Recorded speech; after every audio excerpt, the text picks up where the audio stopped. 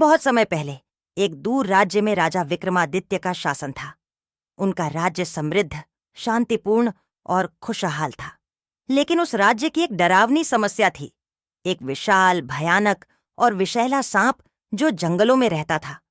इस सांप का नाम काल सर्प था और वह इतना खतरनाक था कि उसके विष का एक बूंद ही सैकड़ों लोगों को मारने के लिए काफी था। काल सर्प ने राज्य के कई गांवों में आतंक फैला रखा था।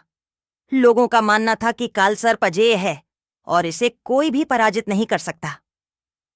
राजा विक्रमादित्य अपने राज्य की प्रजा के दुख को देखकर चिंतित हो गए। उन्होंने कई योद्धाओं, जादूगरों और साधुओं को भेजा, लेकिन सभी असफल रहे। कोई भी काल सर्प का सामना नहीं कर पाया। एक दिन एक बुजुर्ग साधु राजा के पास आया और उसने कहा, राजन, यह काल सर्प सामान्य जीव नहीं है। इसे पराजित करने के लिए आपको निडरता, संयम और अद्वितीय ज्ञान की आवश्यकता है।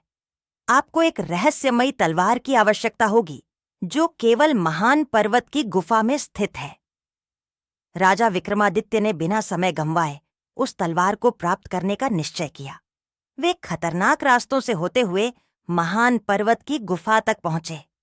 कई बाधाओं को पार करने के बाद उन्होंने वह रहस्यमयी तलवार प्राप्त की। तलवार में एक अजीब सी शक्ति थी जो काल सर्प को रोकने में सक्षम थी। राजा वापस अपने राज्य में लौटे और काल सर्प का सामना करने के लिए तैयार हुए।